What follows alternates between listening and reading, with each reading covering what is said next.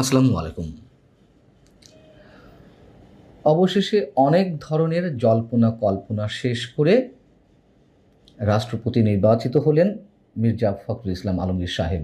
নিঃসন্দেহে আমাদের পক্ষ থেকে তাকে অভিনন্দন। কারণ অন্তত তিনি আরও অনেকের চেয়ে কম্পারেটিভলি সজ্জন ব্যক্তি। যাই হোক, এই নির্বাচন তো ছিল একটি কেবলই আনুষ্ঠানিকতা, তাই না? কারো কারো মতে, অনেকের মতে এটি প্রহসনের নির্বাচন। কেন প্রহসনের নির্বাচন সে বিষয়ে পরে আসছি। তো শুধু আনুষ্ঠানিক নির্বাচন হলেও বিএনপিকে এই নির্বাচনকে ঘিরে, রাষ্ট্রপতির পদকে ঘিরে বা তাদের মনোনীত প্রার্থী বিজয়ী হতে পারবে কিনা সে বিষয়ে বড়সড় ধরনের কোনো ভয় ছিল? এই প্রশ্নটা এই কারণেই করতে হচ্ছে, বিএনপি নিজ থেকেই তাদের ভয়ের বিষয়টি একাধিকবার তুলে ধরেছে।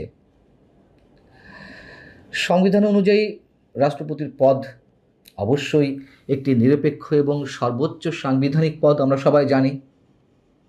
নিরপেক্ষ থাকতে হয় বিধায়, বা এই পদটি নিরপেক্ষ বিধায় দলীয়ভাবে কেউ মনোনীত হলে তাকে সেই পদ থেকে, মানে দলের সব ধরনের পদ থেকে পদত্যাগ করতে হয়। যেমনটা মির্জা ফখরুল ইসলাম আলমগীর সাহেব, তিনি বিএনপির সব ধরনের পদ থেকে পদত্যাগ করেছেন প্রতিদ্বন্দ্বিতা করার আগে। এবং এর আগে যারা দলীয় ব্যক্তি হিসেবে মনোনীত হয়েছেন, নির্বাচিত হয়েছেন, তারাও তাদের নিজ নিজ দল থেকে পদত্যাগ করেছেন। তাতে কি তারা নিরপেক্ষ হয়ে গেলেন? এর আগে যারা উম, মানে দলীয় মনোনীত ব্যক্তি হিসেবে নির্বাচিত হয়েছেন রাষ্ট্রপতি পদে, তারা কেউ কি নিরপেক্ষতার প্রমাণ দিতে পেরেছেন? পারেননি, পারার কথাও নয়। এর চেয়ে বড় প্রশ্ন হচ্ছে, যেখানে বর্তমান সংসদে বিএনপির 2/3 বেশি সংখ্যাগরিষ্ঠতা রয়েছে, তারপরও রাষ্ট্রপতির পদ নিয়ে বিএনপি ভয়ে ছিল কিনা, এই প্রশ্ন অনেকের। কারণ এই নির্বাচন নিয়ে যখন নানান ধরনের কথাবার্তা হচ্ছে, আয়োজন হচ্ছে, তখনই আরও বেশ কয়েকদিন আগে জাতীয় সংসদের চিফ হুইপ, সরকার দলীয় চিফ হুইপ, তিনি সংবাদ সম্মেলনের মাধ্যমে ঘোষণা করলেন, স্পষ্টভাবে বললেন, জোর দিয়ে বললেন যে নির্বাচনে দলীয় সিদ্ধান্তের বাইরে কেউ ভোট দিলে 70 অনুচ্ছেদ অনুযায়ী তার সংসদ সদস্য পদ বাতিল হবে। কেন বিএনপির পক্ষ থেকে এমন ঘোষণা দেওয়া হয়েছিল? কেন বিষয়টি মনে করিয়ে দেওয়ার জন্য রীতিমতো সংবাদ সম্মেলনের আয়োজন করা হলো? তাহলে কি বিশেষ কিছু ঘটার সম্ভাবনা ছিল? বিশেষ কোনো আতঙ্ক ছিল বিএনপির মধ্যে? বিএনপির সংসদ সদস্যরা জামাত মনোনীত প্রার্থীকে ভোট দিতে পারে, সেই ভয় থেকে এই বিষয়টি মনে করে দেওয়া হচ্ছিল? আবার ঠিক যেদিন এই নির্বাচনটি অনুষ্ঠিত হলো, অর্থাৎ 20 আগস্ট, বৃহস্পতিবার, সেই দিনই আবার বিএনপির এই মুহূর্তে দলগতভাবে যিনি প্রচণ্ড শক্তিশালী অবস্থানে আছেন, স্বরাষ্ট্রমন্ত্রী সালাউদ্দিন আহমেদ, তিনি জানালেন যে সংবিধানের বহুল আলোচিত 70 অনুচ্ছেদ পরিবর্তন করার উদ্যোগ নিয়েছে সরকার। সংশোধিত এই বিধান অনুযায়ী ভবিষ্যতে রাষ্ট্রপতি নির্বাচন অনুষ্ঠিত হবে। তার মানে কি? এই যে বিএনপির এই দফায় 6 মাস চলে গেল ক্ষমতার বা সরকার গঠনের, এর মধ্যে কেন উদ্যোগ নেওয়া হলো না? বিএনপির রাষ্ট্র কাঠামো মেরামতের জন্য যে 31 দফা রূপরেখা দেওয়া ছিল, তার 7 নম্বর ধারাতেই তো বলা ছিল যে সংবিধানের 70 অনুচ্ছেদ সংশোধন বা পরিবর্তন করা হবে। এই প্রস্তাব সেখানে রয়েছে। তো সেটি হলে, 70 অনুচ্ছেদ যদি এই 6 মাসের মধ্যে পরিবর্তন করা হতো সংবিধানে, তাহলে কি ওই ভয়টিই থেকে যেত যে এই সব, মানে সংবিধানের এই ধারাটি পরিবর্তিত হলে বিএনপির যে সংসদ সদস্যরা রয়েছেন তাদের অনেকেই জামাতের প্রার্থীকে ভোট দিয়ে দিতেন, দলের সিদ্ধান্তের বাইরে গিয়ে কেউ যদি এরকম অবস্থান নিতেন? এই নির্বাচনে সংসদ সদস্যরা তো ভোট দিয়েছেন, তার মধ্যে 6 জন এমপি অনুপস্থিত ছিলেন যারা ভোট দেননি। কেউ অসুস্থ ছিলেন, কেউ বিদেশে রয়েছেন, নানান কারণে। তার মধ্যে একজন হচ্ছেন স্বতন্ত্র সংসদ সদস্য রুমিন ফারহানা, এবং তিনি কেন ভোট দিতে যাননি, সংসদে যাননি, তার কারণ হিসেবে তিনি বলেছেন যে এই নির্বাচন প্রহসনের এবং অর্থহীন। 3টি কারণ তিনি উল্লেখ করেছেন।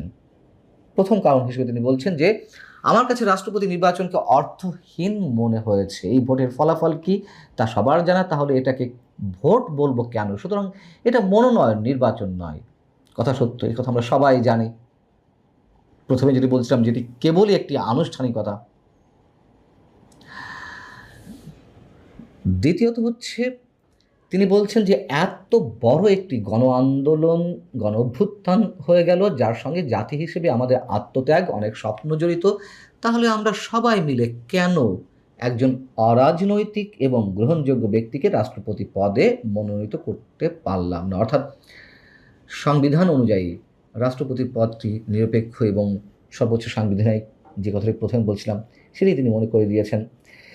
3 নম্বর হচ্ছে মূল কারণ যেটি তিনি বলেছেন রাষ্ট্রপতি পদে ভোট না দেওয়ার জন্য, যে কারণে যাননি, তা হচ্ছে রাষ্ট্রপতি পদে ভোটের আগে বিএনপি সংবিধানের 70 অনুচ্ছেদের ভয় দেখাচ্ছিল।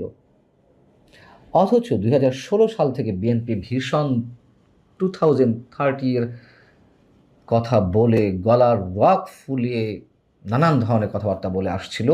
এখন তারা বলছে দলের বাইরে ভোট দিলে তার সদস্য পদ বাতিল হবে। এরকম প্রহসনের নির্বাচনে আমি কেন ভোট দেব? খুবই যৌক্তিক সবকটি কারণ। তবে বিএনপি প্রহসন করেছে, বিএনপি ভয় পেয়েছে, যাই হোক না কেন, এর সঙ্গে অন্য কেউ যে প্রহসন করেনি তা তো নয়। জামাত এবং এনসিপিও তো প্রহসন করলো, মানুষের সঙ্গে প্রতারণা করলো। তারা যে বিএনপিকে বলছে জনগণের সঙ্গে প্রতারণা করেছে, জনগণের সঙ্গে প্রহসন করছে, জুলাই সনদ মানেনি, তারা কি করেছে? এনসিপির আহ্বায়ক বা বিরোধী দলীয় চিফ হুইপ নাহিদ ইসলাম তিনি বলছেন যে জনগণের প্রত্যাশিত সংস্কার অনুযায়ী রাষ্ট্রপতি নির্বাচন হচ্ছে না বা হয়নি। বিএনপি মুখে এক আর কাজে আরেক কথা বলছে। তারা গণভোটের রায়ের সঙ্গে প্রতারণা করেছে। তারা যদি প্রতারণা করে,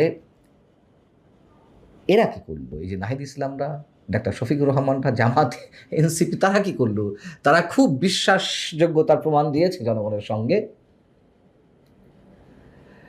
যে প্রক্রিয়া নির্বাচন হলো জুলাই সনদ অনুযায়ী হয়নি। 70 অনুচ্ছেদ পরিবর্তনের কথা বলা হয়েছিল, রাষ্ট্রপতির ক্ষমতা বাড়ানোর কথা বলা হয়েছিল, এগুলো কিছুই করা হয়নি। মানে সংবিধানে সংশোধন করা হয়নি জুলাই সনদের এইসব বিষয় নিয়ে।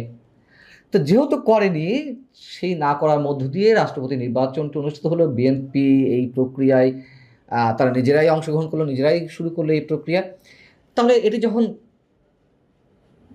জুলাই সনদ সম্মত নয়, তাহলে জামাত এনসিপি কেন এই নির্বাচনে তাদের প্রার্থী দাঁড় করালো? কেন কর্নেল অলি আহমেদকে তাদের মনোনীত প্রার্থী হিসেবে ঘোষণা করলো? স্রেফ ভাওতাবাজি। বিএনপি যে প্রহসন বা প্রতারণা যেটুকুই করুক না কেন, তার চেয়ে বড় প্রহসন এটি। বিএনপি যখন সরকারে তারা নানান ধরনের কথাবার্তা বলবে, তারা তো বিরোধী দল, আর তারা তো এখন তাদের রাজনৈতিক পুঁজি হচ্ছে জুলাই সনদ। তাহলে কেন তারা এই নির্বাচনে প্রতিদ্বন্দ্বিতা করতে গেল? গলা ফাটিয়ে বলছে যে আমরা গণতান্ত্রিক পরিবেশ সৃষ্টি করছি, আমরা প্রতিদ্বন্দ্বিতাপূর্ণ নির্বাচন গড়ে তুলছি এই রাষ্ট্রপতি নির্বাচনের ক্ষেত্রে। কত মুখরোচক কথা, কিন্তু এর মাধ্যমে যে তারা মানুষের সঙ্গে প্রতারণা করছে, স্রেফ বিএনপি যে নাটক করছে তার চেয়েও বড় নাটক তারা করছে, এটা মানুষ তো বোঝে। মানুষও অনেক কিছু বোঝে নিঃসন্দেহে, কিন্তু বুঝেও আবার আমাদের অনেক কিছু করার থাকে না। তারা যা করবে, রাজনৈতিক দলগুলো যেভাবেই চালাবে, আমাদেরকে সেভাবে চলতে হবে, করার নেই কিছু।